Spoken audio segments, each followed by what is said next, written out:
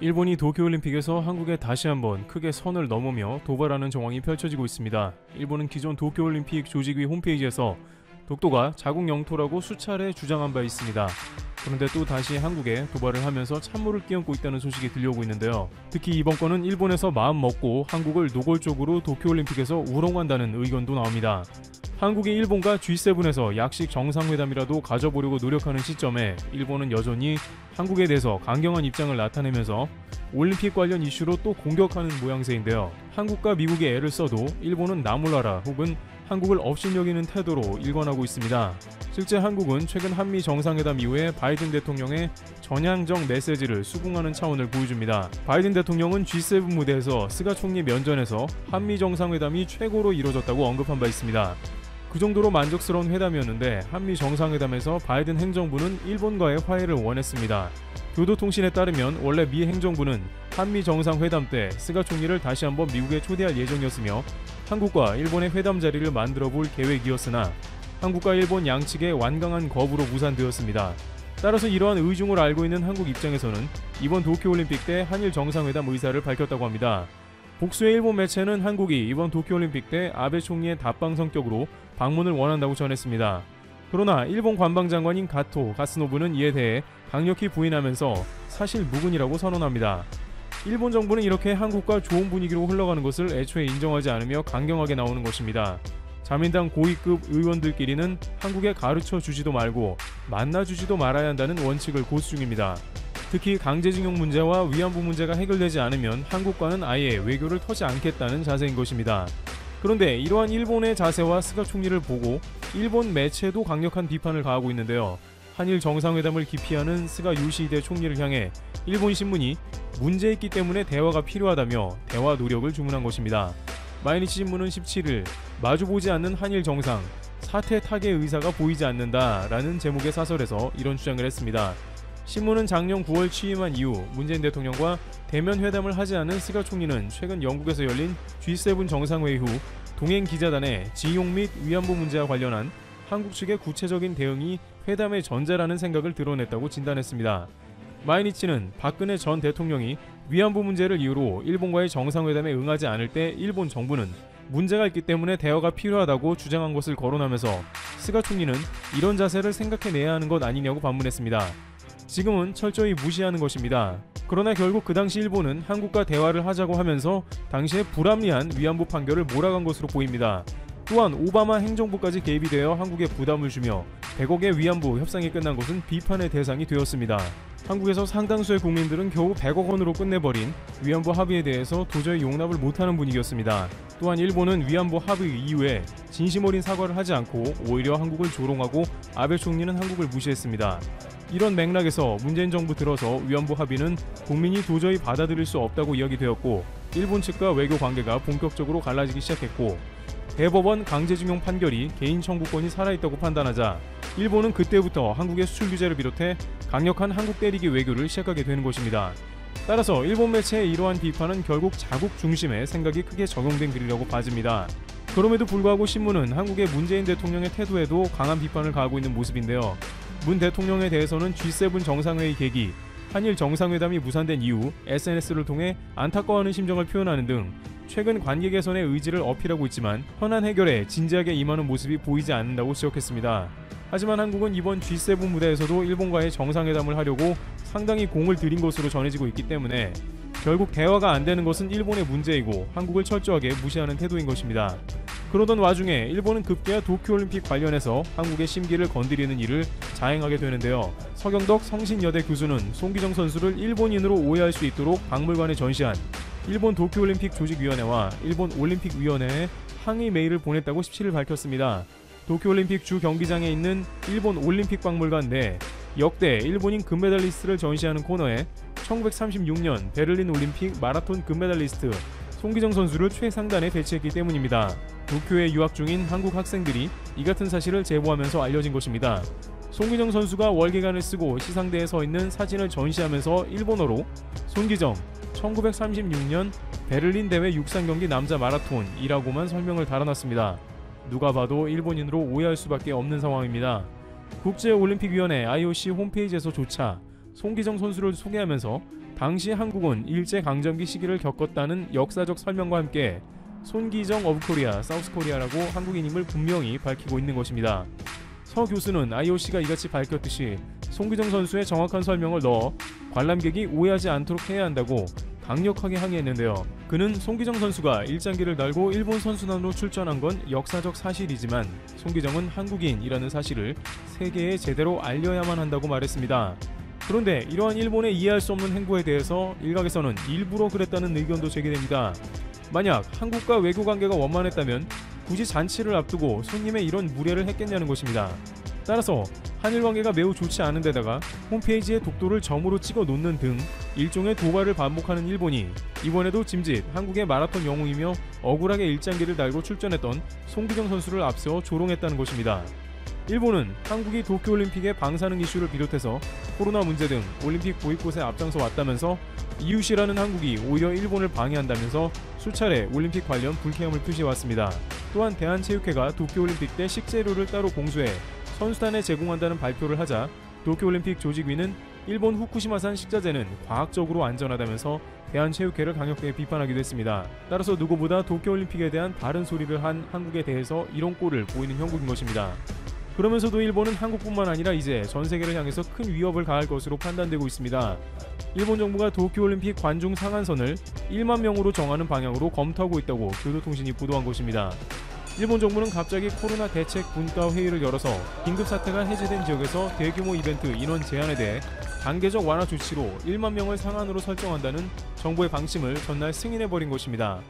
원래는 이것이 5천 명이었는데 올림픽이 다가오자 정부가 1만 명으로 승인해 2배로 올려버린 것입니다. 그러면서 동시에 각 시의 긴급 사태까지 해제해서 도쿄올림픽에 영향이 없게 하겠다는 의견까지 내고 있는 것이죠. 그러나 오미시게루 회장 등 감염증 전문가로 구성된 분과회는 코로나19 감염 확산을 막기 위해서는 무관중 개최가 가장 위험이 적다고 정부에 제안할 것으로 알려졌습니다. 하지만 스가 총리는 수차례 도쿄올림픽에 어떻게든 관중을 안 치고 싶다, 선수들에게 사기를 복도도 줘야 한다면서 대규모 관객이 동원된 도쿄올림픽이 기정사실이 되어가고 있다는 이야기가 들려오고 있습니다. 하지만 세계적으로 코로나 변이 델타 바이러스가 빠르게 퍼져나가 우려를 더하고 있습니다. 전국민 60%가 접종해 확진자가 크게 감소한 영국도 1확진자 2,500명에서 델타 변이 바이러스로 인해 하루 확진자가 8,000명 선으로 늘어나는 등 백신 접종이 앞선 국가들도 비상에 걸린 상황이기 때문입니다. 도쿄올림픽 조직위는 이 델타 바이러스를 막기 위해 영국 선수단을 일주일 격리한다는 논의를 하고 있습니다. 그러나 델타 바이러스는 결국 대규모의 선수단과 기자단 등 관계자들로 인해 퍼질 수 있다는 관측입니다. G7에서도 안전 안심할 수 있는 올림픽을 지지한다고 했는데 일본은 정반대로 가고 있습니다. 결국 이러한 일본의 한국 홀대와 위험천만한 올림픽은 국제 무대에서 톡톡히 망신을 당할 것으로 보입니다. 이와 같이 일본은 도쿄올림픽 관련해서 한국에 다시 한번 크게 도발을 감행하는 모습이며 여기에 전 세계를 위협하는 대규모 관중까지 받아들이려는 당황스러운 모습을 전개하고 있습니다. TV였습니다. 일본이 이번에는 손기정 선수를 통해 역사 왜곡을 하고 있습니다. 일본 올림픽 박물관에서 마치 손기정 선수가 일본인으로 오해받을 수 있도록 전시를 한 것입니다. 도쿄올림픽 주 경기장 인근에 있는 일본 올림픽 박물관 내 역대 일본인 금메달리스트를 전시하는 코너에 1936년 베를린 올림픽 마라톤 금메달리스트 손기정 선수는 최상단에 배치되어 있습니다. 도쿄에 유학 중인 한국 학생들이 이 같은 사실을 제보했고 성신여대 서경덕 교수는 일본 도쿄올림픽 조직위와 일본올림픽위원회에 즉각 항의 메일을 보냈습니다. 박물관은 손기정 선수가 월계관을 쓰고 시상대에 서 있는 사진을 전시하면서 일본어로 손기정 1936년 베를린 대회 육상 경기 남자 마라톤이라고만 설명을 달아놓았습니다. 누가 봐도 일본인으로 오해할 수밖에 없는 상황입니다. 이는 국제올림픽위원회와도 완벽히 다른 역사 해석입니다. IOC의 홈페이지에 가보면 손기정 선수를 소개하면서 이런 문구가 나옵니다. 손기정 오브 코리아, 사우스 코리아. 네, 한국인이라고 공식적으로 밝히고 있습니다. 밑에는 이런 설명이 함께 나옵니다. 당시 한국은 일제강점기 시기를 겪었다. 서 교수는 IOC가 이같이 밝힌 듯 손기정 선수의 정확한 설명을 넣어 관람객이 오해하지 않도록 해야 한다고 항의했습니다. 그는 이렇게 부연 설명을 했습니다. 손기정 선수가 일장기를 달고 일본 선수단으로 출전한 건 역사적 사실이다. 하지만 손기정은 한국인이란 사실을 세계에 제대로 알려야만 한다. 만약 일본이 독도 도발처럼 이를 수정하지 않는다면 정말로 강력하게 나아가야 합니다. 또한 IOC가 이번에도 침묵한다면 국제기구로서의 자격을 사실상 상실하는 것과 같습니다. 한편 이번 달은 한국의 입장에서 중요한 기념일이 있습니다. 바로 6월 19일 대마도의 날입니다. 대마도의 날은 일본 시마네 현 의회가 독도 영유권을 주장하며 다케시마의 날 조례를 제정한 것에 대항하기 위해 만들어졌습니다. 벌써 17년째를 맞이하고 있죠. 6월 19일로 정한 이유는 조선시대 이종무 장군이 대마도 정벌을 위해 마산포에서 출정한 날이기 때문입니다. 마산포는 현 창원시 마산 하포구를 의미합니다. 2010년 7월 마산시와 진해시가 창원시로 통합하였습니다. 통합 창원시가 출범한 이후에도 계속해서 이 조례를 계승해 매년 기념식과 다양한 행사를 개최하고 있습니다. 지방정부가 할 일을 잘하고 있는 것이죠. 많은 분들이 대마도의 날을 일본의 독도 도발에 대한 대응 성격 정도로 보기도 합니다. 하지만 실제로는 전혀 그렇지 않습니다. 일본의 독도 영유권 주장과는 차원이 다릅니다. 일본은 독도를 지배했던 적이 단 한 번도 없습니다. 다만 조선이 일본의 식민 지배를 받았던 역사만 있을 뿐이죠. 일본이 제2차 세계대전에서 무조건 항복을 선언하면서 모든 상황은 끝이 난 것입니다. 하지만 한국이 대마도를 우리 땅이라고 주장하는 데에는 정당한 이유가 상당히 많습니다.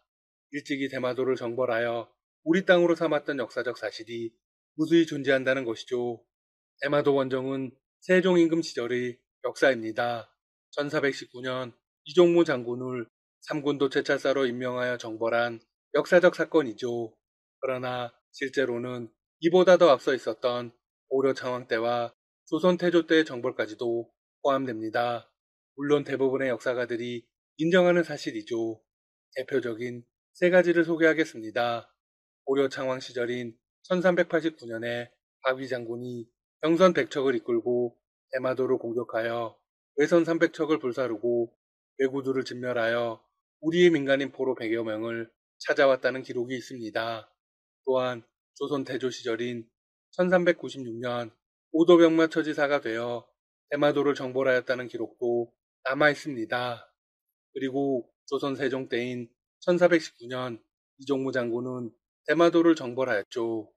대마도는 고려 말부터 한반도와 밀접한 관계를 유지하였습니다. 특히 고대 외교 관계의 가장 중요한 형식인 조공을 한반도의 나라에 바쳤습니다. 역사 자료에는 그 대가로 미국을 받아간 것으로 나오죠. 조정에서도 대마도를 우대해 주었습니다. 하지만 대마도의 지배 계층은 상황이 어려워질 때마다 해적으로 돌변해 한반도 해안을 약탈했습니다. 이에 조정에서는 군사를 동원해 이를 정벌한 것이죠. 자, 그런데 대마도의 날을 제정한 지방정부에서 적극적인 행보를 시작했습니다. 창원시는 대마도의 날 사업추진위원회를 시작했다고 밝혔습니다.